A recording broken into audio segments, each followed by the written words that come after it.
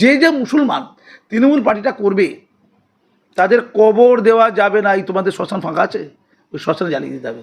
এ কাসিম ভাই কেমন আছো, চলো যাই কবরের দিকে ঘুরে আসি। এখন ও যদি মরে যায় কবরটা কোথায় হবে বলো আগে, ক্লিয়ার ও শ্মশানে পুড়িয়ে দেবো নাকি?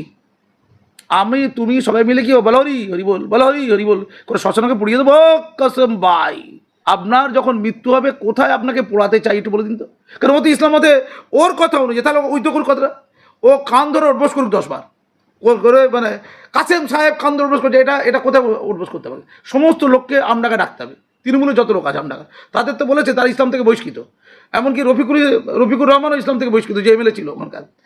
তহা সিদ্দিকী যদি দিদির পক্ষে থাকে ইসলাম থেকে বহিষ্কৃত, তাকেও তো শ্মশানে পড়াতে হবে। ফলে তিনি আমডাঙ্গার থেকে দাঁড়ালেন। আম খেতে গেছে, চটি চাটতে বলিনি আমি, আম খেতে বলেছি। কিন্তু এবার আম ওখানে খাচ্ছিল কে? খাচ্ছিল রফিকুর রহমান। সে কিন্তু বেশ অনেক খেটে খুঁটে আম খাচ্ছিল, জানো তো, এমনি আম খেটে খাচ্ছিল, খেটে খাও। তো এ ফট করে চলে গেছে, চলে গিয়ে ওখান থেকে আম আর আমরা দুটো খাবে দিয়ে দিতে, সেই মাসি তার মধ্যে তাড়িয়ে ভাগ বলে তাড়িয়ে দিয়েছিল। কিন্তু ইফতারটা খেতে ওর বাড়িতে ঠিক গিয়েছিল। কাসেম বলেছে যে দিদির মাল্লু মানে পয়সা সব লুটে নিয়েছে কে? আর একটা পিজ্জাদা, তার নাম হচ্ছে তহা সিদ্দিকী, মানে নিজের চাচা। চাচা লোটে ভাইপো দেখে, ভাইপো লুটবে আর চাচা দেখবে, চাচার কি কোষা হবে না? আবার কাসেম বলেছে কখনো খেপে খেপে যায় যখন টাকা মাল্লু কম পায়, দিদি মাল্লু দিলে আমার পয়সা দিলে আবার ঠান্ডা হয়ে যায়, দি দি দি দি দি দি করে। এবং অবশ্যই দাঙ্গা হবে, দায়িত্ব সহকারে দাঙ্গা হবে। দাঙ্গা না হলে পশ্চিমবঙ্গ মানায়, বলে দিই দাঙ্গা হবে, ঈদের আগেই হবে। রামনবমী, ঈদ, এই দুটো ইস্যুতে যে কোনো প্রকার দাঙ্গা একটা করতে, দাঙ্গা হবে না রাজ্যে। যেখানে দেখা যাচ্ছে যে বারংবার অদল বদল বদলি করে দেওয়া হচ্ছে যারা ওয়েস্ট বেঙ্গল পুলিশ রয়েছে তাদেরকে, তারপরেও আমরা দেখতে পাচ্ছি ভাঙড় এখনো অশান্ত।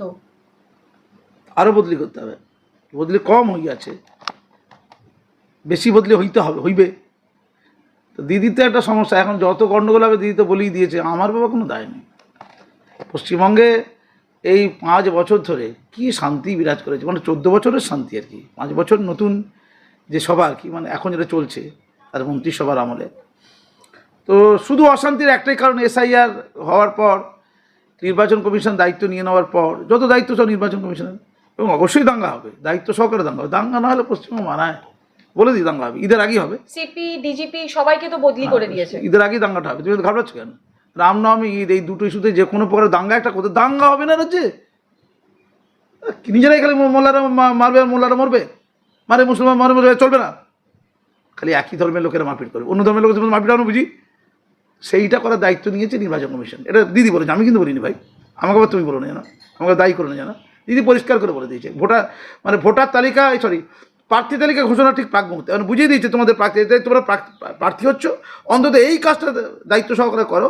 নির্বাচন কমিশন যে এইভাবে অফিসারদের পরিবর্তন করেছে, পুলিশদের বা প্রশাসনিক যে পরিবর্তন ঘটিয়েছে, তার পরিপ্রেক্ষিতে এমনভাবে তোমরা দাঙ্গা হাঙ্গামা করবে রে ভাই, এবার ছড়িয়ে দেবে আর কি, পিছন থেকে কলকারি নাড়বে, যে সমস্ত দায় যেন গিয়ে পড়ে নির্বাচন কমিশনের উপর। দিদির কোনো দায় নেই এই মুহূর্তে। পশ্চিমবঙ্গের 11 কোটি লোক আছে, 11 কোটির প্রতি দিদির কোনো দায় নেই, দিদির শেষ হয়ে গেছে, এখন নির্বাচন কমিশনের দায়। এই যেমন ধরো গোষ্ঠীদ্বন্দ্ব হয়ে আমাদের এতে যার নাম কি, ওই যে মরে গেল, ওই খুন হলো, ভাঙড় নয় দেখাও না, আর তার নাম আবার কাজী, জানো তো। তো আমরা না সব যা ইচ্ছে তাই, মশহুর কাজী গো, সে বেচারি ডেড বডি পাওয়া গেছে। সব দেখার যে মেরেছে তার নয়, তুই কি বলবো, যে মেরেছে তার, সে তো তৃণমূলের লোক অন্যায় করে নাকি? সব নির্বাচন কমিশনের দোষ। কার? ভ্যানিশ কুমারের, সরি জ্ঞানেশ কুমারের। আমি বারবার তো ভ্যানিশ কুমার শুনি, ওর নামটাই বলে দিলাম আর কি। তা না দাঁড়াও, ওর কথা বলছি। এই যে ওই ISF এর লোকেরা যেখানে থাকে ভাঙড়, ওখানে কী হয়েছে, বোমা মারবে না? নওশাদদেরকে বোম মারতে গেলে তো বোমা লাগবে। তুমি দিদি তো বলেছে শওকতকে, তুই বোমবাদে ওস্তাদ, এত ভালো বোমবাদে PhD করেছে যে আলিয়া বিশ্ববিদ্যালয়ের কোর্ট মেম্বার করে দিয়েছে শওকতকে। সেই শওকতকে ভাঙড়ে দিয়েছে বলে অনেকে রাগ। কোথায়? এই পূর্ব ক্যারিংয়ের লোকদের, তৃণমূলের লোকদের। ভাঙড়ে যদি হেরে যাবে ভয়, তো হেরে যাবে যদি ভয় তৈরি হয়, তাহলে বোমা মনে সাহস আনবে। যেমন ইরানের কাকে দরকার? চীনকে দরকার। আমেরিকা ইসরায়েলের সাথে যুদ্ধ করতে গেলে চীনের অস্ত্রশস্ত্র রসদ পেতে হবে ইরানকে, ইরানের অস্ত্র সব শেষ হয়ে যাচ্ছে, সেরকম শওকতের তো অস্ত্র শেষ হয়ে যাচ্ছে, তা বোম বাঁধবে না? সেই বোম বাঁধতে গিয়ে আবার মরে গেছে। আরে মরবে তো, কী হয়েছে তাতে? বোম বাঁধবে, লোক মরবে, এটাই তো যোগ্যতা পারে। আরে উত্তেজনা, একটা খেলা ভাব। তো এইটা শুধু নিজের ধর্মের লোকদের মধ্যে, আমি একটু আগে একটা আমার চ্যানেলে বলেছি যে ও মরে খ্যাত দুধেল গাই, তারা কত আর হানাহানি খুনোখুনি করবে, এটা হেডিং আর কি। স্যার একেবারেই অন্য প্রসঙ্গ, সেটা হচ্ছে আমডাঙ্গা থেকে পীরজাদা কাসেম সিদ্দিকী দাঁড়িয়েছে, এটা নিয়ে বেজায় ক্রুদ্ধ একেবারে ফুরফুরার পীরজাদা তহা সিদ্দিকী। শোনো, এটা অন্য কারণ আছে। শোনো, দিদি মাননীয়ার সাথে ছিল, কাসেম বলেছে যে দিদির মাল্লু মানে পয়সা সব লুটে নিয়েছে কে, আর একটা পীরজাদা, তার নাম হচ্ছে তহা সিদ্দিকী, মানে নিজের চাচা লোটে ভাইপো দেখে, চাচা লোটে ভাইপো দেখে। এখন ভাইপো লুটবে আর চাচা দেখবে, চাচার কি কোষা হবে না? তো আবার কাসেম বলেছে কখনো খেপে খেপে যায় যখন টাকা মাল্লু কম পায়, দিদি মাল্লু দিলে মানে পয়সা দিলে আবার ঠান্ডা হয়ে যায়, দিদি দি দি দি দি দি করে।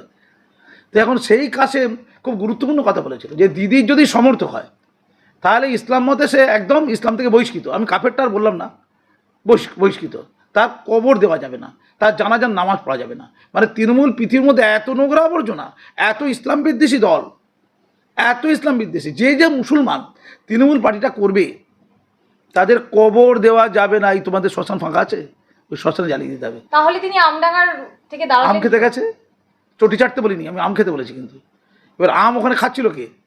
খাচ্ছিল রফিকুর রহমান, সে কিন্তু বেশ অনেক খেটে খুঁটে আম খাচ্ছিল, জানো তো, এমনি আম খেটে খাচ্ছিল, খেটে খাও। তো এ ফট করে চলে গেছে, চলে গিয়ে ওর ওখান থেকে আম আর আমরা দুটো খাবে দিয়ে দিতে, সেই মাসি তার মধ্যে তাড়িয়ে ভাগ বলে তাড়িয়ে দিয়েছিল, কিন্তু ইফতারটা খেতে ওর বাড়িতে ঠিক গিয়েছিল। আচ্ছা আচ্ছা, তুমি বলো একটা মহৎ লোক যারা, মানে আমাদের মতো ফালতু লোক বাদ দাও, আমরা তো ফালতু লোক, কি পিজ্জাটা কত সুন্দর, সাদা পাঞ্জাবি পায়জামা, কত ভালো টুপি, কত সুন্দর দাড়ি। এ কাসেম ভাই কেমন আছো, চলো যাই কবরের দিকে ঘুরে আসি। আচ্ছা বুঝতে পারছি না, এত বড় মিথ্যা কথা বললো। এখন ও যদি মরে যায় কবরটা কোথায় হবে বলো আগে, ক্লিয়ার ও শ্মশানে পুড়িয়ে দেবো নাকি? আমি তুমি সবাই মিলে কি বলো হরি হরি বল, বলো হরি হরি বল করে শ্মশানকে পুড়িয়ে দেবো? কাসেম ভাই আপনার যখন মৃত্যু হবে কোথায় আপনাকে পোড়াতে চাই একটু বলে দিন তো। কারণ ও তো ইসলাম মতে ওর কথা অনুযায়ী, তাহলে ওই তো কথাটা ও কান ধরে উঠবোস করুক 10 বার করে, মানে কাসেম সাহেব কান ধরে উঠবোস করছে, এটা কোথায় উঠবোস করতে পারে? সমস্ত লোককে আমডাঙ্গা ডাকতে হবে, তৃণমূলের যত লোক আছে আমডাঙ্গা, তাদের তো বলেছে তারা ইসলাম থেকে বহিষ্কৃত। এমনকি রফিকুর রহমানও ইসলাম থেকে বহিষ্কৃত, যে এমএলএ ছিল ওখানকার। তহা সিদ্দিকী যদি দিদির পক্ষে থাকে ইসলাম থেকে বহিষ্কৃত, তাকেও তো শ্মশানে পোড়াতে হবে। তাহলে হয় কাসেম মিথ্যে বলেছে, না হলে কাসেম সত্য বলেছে। তো কাসেম যদি এখন দাবি করে না না তৃণমূল করলে কবর হবে, ভালো ভালো জানাজার নামাজ হবে, তিনি তৃণমূলের পা থেকে মাথা পর্যন্ত দুর্নীতিগ্রস্ত নয়, তো এই কথা যদি সত্যি করে এখন মানে, তখন বলবে আমি তখন মাতাল টাইপের ছিলাম। মানে একটা কথা আছে কি জানো তো, সেই কথা হচ্ছে সবচেয়ে বেশি মিথ্যে কথা ধর্মগ্রন্থকে ছুঁয়ে বলে লোকে, জানো তো কোথায়? আদালতে। মানে আদালতে যতগুলো কালপিট, যত 2 নম্বরই লোক ধর্মগ্রন্থ ছুঁয়ে বলে, আল্লাহর নামে ঈশ্বরের নামে শপথ করে বলিতেইছি যে আমি সত্য বলিব, সত্য বলি, মিথ্যে বলিব না, যা বলবো যেন মিথ্যে কথা। তাহলে সবচেয়ে বেশি মিথ্যে কথা কোথায় বলা হয়? আদালতে বলা হয়। কী ছুঁয়ে বলা হয়? ধর্মগ্রন্থ ছুঁয়ে বলা হয়। সবচেয়ে বেশি সত্য কথা কোথায় বলা হয়? মদের পানশালাতে বলা হয়, মদের খেয়ালে সত্য কথাগুলো বলা যায়। তো কাসেম সিদ্দিকী মদের ওই ঠেকে গিয়ে না খেয়ে, আমি তো খেতে তাকে বলবো না, সেখানে গিয়ে সত্য কথাগুলো বলুক যে আমি ক্ষমা চাইছি, আসলে যারা তৃণমূল করবে তাদের বেহেশতে নিশ্চিত, তাদের জানাজা নামাজ পড়া যাবে। এইটা ওকে ক্ষমা চেয়ে বলতে হবে যে আমি আগে ভুল বলেছিলাম, অথবা ঠিক বলেছিলাম। আমি অবাক হয়ে যাচ্ছি, তাকে টিকিট দিয়েছে মুসলমান লোকেরা মেনে নেবে কেন? আমডাঙ্গার মুসলমান লোকেরা যারা তৃণমূল করে তাদের তো বলেছে ইসলাম থেকে বহিষ্কৃত, তৃণমূল করলে ইসলাম থেকে বহিষ্কৃত। যে লোকটা বহিষ্কৃত বললো দিদি তাকে খুব পছন্দ। বাবর আলী, আমি ছবিতে দেখছিলাম, ওই বাবর আলী বলে ছেলেটি, আমি জানি না এআই কিনা, আমাদের মোহন ভাগবত আরএসএসের যিনি প্রধান, তার সাথে বৈঠক করছে বসে, মোহন ভাগবতজির সাথে। কে? বাবর আলী। সে দাঁড়িয়েছে কোত্থেকে? সে দাঁড়িয়েছে ওই জলঙ্গি থেকে, উল্টো দিকে আব্দুর রাজ্জাক, সে বিদ্রোহ করছে। আবার ফারাক্কার মনিরুল ইসলাম, সে বলছে আমি ইসলামের পক্ষে কথা বলতে গিয়েছি, আমাকে সরিয়ে দিয়ে আমিরুলকে বসিয়ে দিয়েছে। দিদি কী চালাক, মানে মুসলমান মনে মুসলমান, দাঙ্গা হবে মুসলমানদের সাথে। কাদের মুসলমানদের? কাদের হবে? মুসলমানদের হবে। তাহলে একদিকে চলছে মনিরুলের সাথে আমিরুলের, কোথায়? ফারাক্কাতে। অন্যদিকে চলছে আব্দুর রাজ্জাকের সাথে বাবর আলীর, ওই বিখ্যাত আরএসএস খ্যাত বাবর আলী। আর এক জায়গায় চলছে ওই শওকাতের সাথে কাদের? আরাবুল কাইজারদের। আরাবুল কাইজার কোথায় যাবে? আইএসএফে যাবে। আর বাহারুল, ওই বাহারুল হচ্ছে ক্যানিং পূর্ব, সেখানে বাকি তৃণমূলীদের মানে শওকাতপন্থীদের, বাহারুলের সাথে দ্বন্দ্ব হচ্ছে। আর কোথায় হচ্ছে? ওই মালদার হরিশ্চন্দ্রপুরে তাজমুল হোসেন, তাকে সরিয়ে দিয়ে মাতিবুর রহমানকে দিয়েছে। চারিদিকে মোল্লা ভার্সেস মোল্লা অসিত মজুমদারকে সরিয়ে দিয়েও তো দেবাংশু ভট্টাচার্য হয়েছে, কিন্তু অসিতের সাথে একটা তফাৎ আছে। তুমি শওকতের সাথে অসিতের তুলনা করছো, তোমার দেবো একদম দুজনেই তো না। ও কি বলেছে, ও হয়ে গেছে ভাবুক দার্শনিক। আমার আর রাখাল হওয়া হলো না, গান গাইছে বল, আমার আর রাজনীতি করা হলো না, ও বলছে গান গাইছিল, আমার আর বাড়ি ফেরা হলো না। চলে গেল দেবাংশু, অসিত দা পায়ে ধরি, অসিত দা সঙ্গে থাকা না, আমার মনে বড় ব্যথা, আমি কত কষ্ট করে চুচুড়াকে ঠিক করলাম, আর ওই যে ধোঁয়া ধোঁয়া ধোঁয়া গানটা গিয়েছিল রচনা, সে আমার 12টা বাজি ছেড়ে দিত, তুমি অত সুন্দর খেলা করো, আর আমাকে নিয়ে খেলা হয়ে গেল। কাকে নিয়ে খেলা হয়ে গেল? অসিদ্ধাকে নিয়ে খেলা হয়ে গেল। না না, এইটা কি ওই দেবাংশু ম্যানেজ করতে? ওখানে কিন্তু আগুন জ্বলেনি, খুব ঠান্ডা মাথায় বোঝো। আরও অন্যান্য জায়গায় মানুষের বিক্ষোভ ক্ষোভ হয়েছে, তারা হিন্দু প্রধান জায়গা, তারা সেখানে কিন্তু দুঃখ করেছে, কেঁদেছে, কেটেছে, কিন্তু টায়ার জ্বালানো হয়নি, হিংসা হয়নি। হিংসা হচ্ছে শুধু মোল্লাদের জায়গাগুলোতে, বেছে বেছে মোল্লাদের জায়গা। তুমি জলঙ্গি বলো, তুমি ফারাক্কা বলো, তুমি হরিশ্চন্দ্রপুর বলো, তুমি আমাদের ভাঙড় বলো, তুমি পূর্ব ওই ক্যানিং বলো, তুমি আমডাকা বলো, হিংসা, আগুন, ভাঙচুর কেন? মোল্লার আছে বলে। হিন্দু অধ্যুষিত জায়গায় হিন্দু এমএলএ অনেক জায়গায় বাদ গেছে, তারা দুঃখ করেছে, তারা হতাশ হয়েছে, তারা কেঁদেছে, কিন্তু আগুন নিয়ে খেলেনি। কিছু কিছু বিক্ষোভ হয়েছে, সেই বিক্ষোভ হিংসাত্মক আকার ধারণ করেনি। আমি গোটা রাজ্যের মুসলমান ভাইদের বলি, ইসলাম তো সবর করতে শেখায়।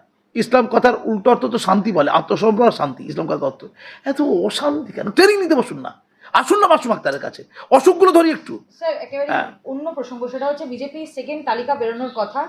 আজকে একেবারে অভয়ার মা আচমকা বলে বসলেন যে তিনি বিজেপিতে প্রার্থী হতে চান। কি বলবেন? তিনি যদি সত্যি সত্যি বিজেপিতে প্রার্থী হন বা প্রার্থী হওয়ার ইচ্ছা প্রকাশ তিনি করেছেন, বিজেপিতে কতটা নেওয়া উচিত না, বিজেপি নেওয়া উচিত না, পরিষ্কার কথা বলছি। কারণ ওই অভয়ের মা বামেদের সাথে ছিল একসময়। সে কি করেছিল, সে বামেদের সাথে থেকে ওই আমাদের যিনি জাস্টিস অভিজিৎ গাঙ্গুলিকে দূর করেছিল, অগ্নিমিত্রা পালকে দূর করেছিল, মনে পড়ে না? পরে আবার শুভেন্দুর পায়ে ধরলো, তারপরে আবার নওশাদের পায়ে ধরলো। এই চালাকিগুলো বুঝি, দুটো মা সম্পর্কে সাবধান, অভয়ের মা আর তামান্নার মা। অলরেডি আমি বলছি তো, সিপিএমের ছিচিৎকার হচ্ছে। আচ্ছা, কাঁদলে তাকে পদ দিতে হবে? মেয়ে মরে গেলে মা বাবা মহান হয় কবে? বললো এই তো ভাই মহান হয়ে গেছে এতে, রুকমানুর রহমান, মানে এর মৃতদেহের উপরে আমাদের কি নাম কি ছিল রুকমানুর ভাইটার নাম কি? মনিরুল। দ্যাট রুকমানুর রহমানের ভাই যে মারা গেল, ভুলে গেছিলাম, এতদিন মনে রাখতে পারি না, এতদিন মনে রাখা সম্ভব নয়। আমি নাম ভুলে গেছি, কিন্তু রুকবানু তার পদ ভুলিনি। রুকবানু আবার নাকাশিপাড়া থেকে টিকিট পেয়েছে, তাই তো? তা রুকবানু নাকাশিপাড়াতে টিকিট পেয়েছে ভাইয়ের মৃতদেহের ইমেজটা নিয়ে, কেউ কেউ মেয়ের মৃতদেহের ইমেজটা নিয়ে করছে। আরে সে কি মহাপুরুষ নাকি? তার মেয়ে মরে গেছে মানে মেয়েটার প্রতি আমাদের দুঃখ থাকবে, কি বাবাগুলো বাদ যাচ্ছে কেন? অভয়ের বাপ কোথায় কি দোষ করলো?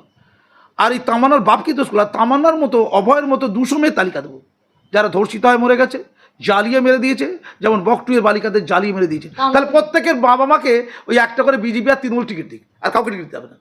এই সবগুলো কোনো পদ্ধতি নয়, এগুলো চালাকি। ওরা সেকেন্ডে পাল্টি খাচ্ছে। আবার তামান্না মাঝে অজ্ঞান হয়ে যায়, আবার ঘুমের ওষুধ খেয়ে নেয়। ওটা হচ্ছে টিকিট পাওয়ার একটা ষড়যন্ত্র। আমি পরিষ্কার ধিক্কার জানাচ্ছি, আমি পরিষ্কার বলছি, যাদের বক্তব্য মেয়ে মরে গেলে মা বিখ্যাত, আমি মায়েদের তালিকা দিচ্ছি, প্রত্যেকে টিকিট দিন। অজস্র মা আছে যার মেয়েরা ধর্ষণ হয়ে মারা গেছে, মানে ধর্ষিত হয়েছে প্রথমে, তারপর খুন করা হয়েছে, তাদের মেয়েদের মেরে দেওয়া হয়েছে আগুনে জ্বালিয়ে, বালিকাদের মেরে দেওয়া হয়েছে। আমি বকটুই থেকে শুরু করবো। তাদের মায়েদের নামকে বলতে পারবে? তারা কান্না নিয়ে রাজনীতি করেনি, কেউ কেউ কান্না নিয়ে রাজনীতি করেছে। আমি চালাকি বুঝি, ভালো করে জানি, বুঝি।